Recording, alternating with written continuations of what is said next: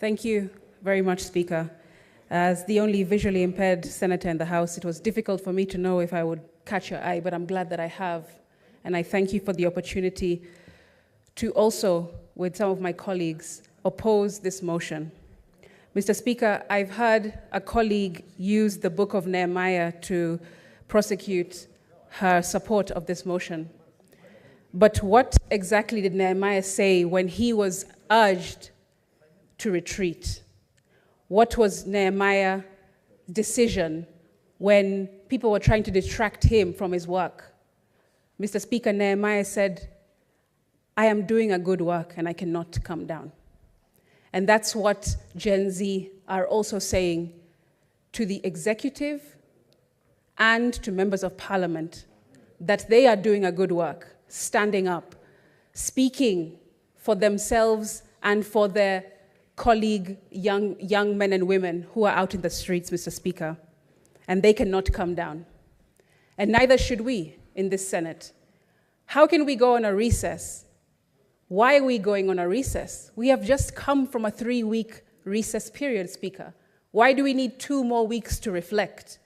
This is a house of reflection, and we have to do it while we're sitting in these seats and when we're speaking in these microphones. That's what we're here to do.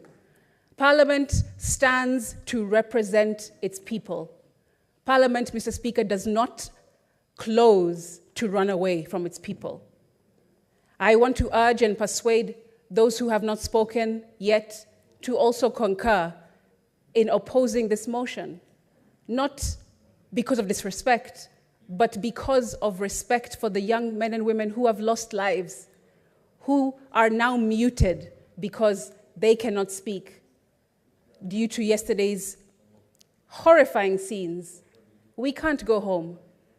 Are we trying to say that renovations of windows and offices are more important than speaking for bloodshed and lives lost yesterday? We cannot, Mr. Speaker. And I, as a young person, as the first young person speaking to this motion, as a youth in this House, I am speaking for the youth who are outside of this House. We cannot go on a recess. It is wrong, and it would be completely insensitive to do so. Mr. Speaker, darkness fears democracy.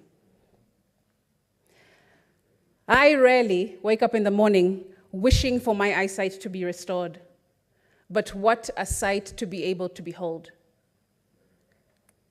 This last week had me aching with desire to see my fellow youth in the most spectacular display of patriotism, camaraderie, and putting up a first-rate masterclass on demanding that governments be held to account for the entire world to see.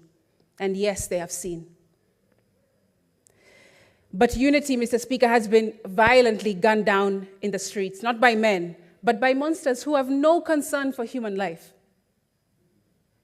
Although this government has demonstrated that lifeless Kenyan bodies are not to take precedence over their punitive finance bill, young Kenyans have looked their oppressor dead in the eye and shown them that when it comes down to the wire, there are only 2 times to be brave: when you feel like it and when you don't.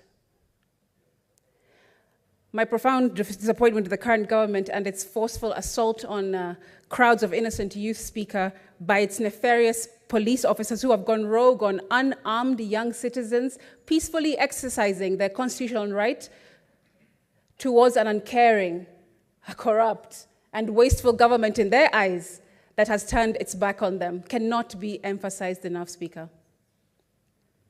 The brute force used against young, unarmed protesters reveals the operating system built into the fabric of today's government. And when they kill us, Speaker, they're killing themselves. The arrogance from some of these top government officials has been outrageously condescending to young people, disgusting and reminiscent of narcissistic abuse. You call us wankers and clueless children of plunderers. Then you say you're proud of us for making our voices heard peacefully. Then abduct defenseless children using state machinery and escalate a peaceful demonstration of young people with phones, twigs, and water bottles in their hands into barbaric scenes of bloodshed. Young people, Mr. Speaker, were not out to kill. In fact, I was here on this premises yesterday when everything set off. And whilst I was separated from my security guard, Mr. Speaker, I also saw another member of parliament from the National Assembly who is a wheelchair user, who voted yes to the finance bill, also having been separated from his team and his aides and bodyguard. He was stranded, Mr. Speaker, couldn't run, couldn't hide in his wheelchair. And you know what happened when those kids entered this premises? 3 young boys saw this member of parliament who voted yes for the finance bill, and instead of reprimanding him, instead of reading him their minds, giving them a piece of their minds, you know what they did? They actually carried this member of parliament in his wheelchair to the tunnel so that he can go and seek refuge across in Bunge Towers. And then the 3 boys ran back and joined their fellow comrades. That's what happened. These kids don't operate in mendacity, Mr. Speaker. They are moral youth who are just trying to get their voices heard. So this peddling of a message or narrative that these youth are evil, they are killers and criminals, they're not. That is completely misguided and untrue. Why don't these policemen punch in their own weight class, Mr. Speaker? That's my question. I've been asking myself, would they come into Parliament and try and abduct or take on Aledama or Lekina? Would they be able to have the balls to come and abduct and violate the safety of Samson Cherargei? They wouldn't, Speaker, because they know that all they're doing is showing a brute force, using their shields and using their armor and using their artillery, pouring it on young, defenseless Kenyans. And you know, clinical psychologists will tell you that narcissists will first love bomb you, then they'll manipulate you, then they'll gaslight you into believing their lies, then they devalue you, and finally, Speaker, they discard you once they have what they want. We young people have seen every single stage of these narcissistic behaviors in this government. And since they complained that over 8 million of us did not come out to have our voices heard in the 2022 elections, Mr. Speaker, we are here now. And an estimated 25 million came outside in every corner of the country yesterday to say that we reject this finance bill because we would rather die on our feet than live on our knees. We are not the generation who are silenced with every carrot dangled in front of them, Mr. Speaker. We are the generation that asks questions and demands accountability because we understand that we are rich, and only if the money that we refuse tastes better than the money that we accept. Gone are the days, Speaker, when governments can rely on using methods to numb their people through controlling the media, through controlling education, and controlling the church, which used to be houses of God, and now have turned into dens of thieves. So, Mr. Speaker, we're saying as young people, go ahead, push that narrative all you want about our international financier. That's a scapegoat, because you won't find one. Unity is our financier. Liberation, passion, justice, anger, disillusionment, and dissatisfaction are all our financiers.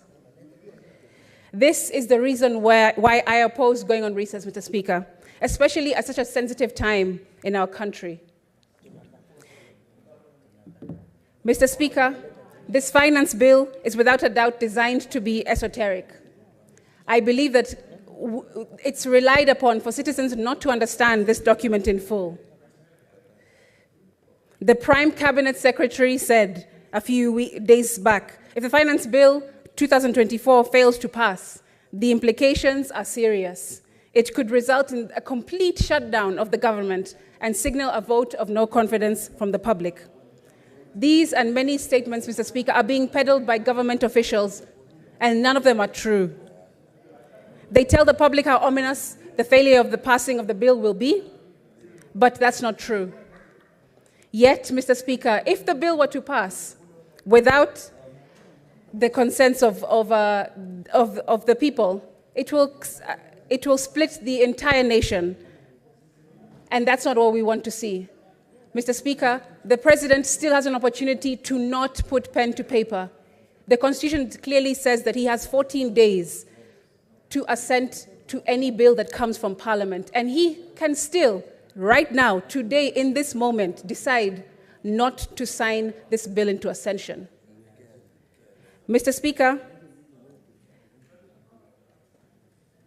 I just want to conclude so I can give other members a moment to also contribute, but to just say that young people are tired. Young people are exhausted. They don't have jobs. How would they have money to look for artillery and knives and guns? But still, we poured every single piece of armor on these young children yesterday, Mr. Speaker. And as a young person myself, I am disgusted, I am appalled, I am completely beside myself. And I want to conclude by saying that my heart goes out to the families and loved ones who have lost people yesterday. Mr. Speaker, I was disappointed to hear the President's speech yesterday. I had hoped that more unity would have come from it, but there was no empathy for the pain that Kenya is feeling right now, Mr. Speaker. There was absolutely no sign of benevolence when he spoke, Mr. Speaker. Mr. Speaker, I would have hoped that the President would have come to unify, would have stood in that address and unified the nation, but instead he threatened. Instead he was glassy. Instead he was cold. And Mr. Speaker, I just want to comfort those in closing by saying that even though they cut our wings and tie our feet, still we will rise. Viva comrades.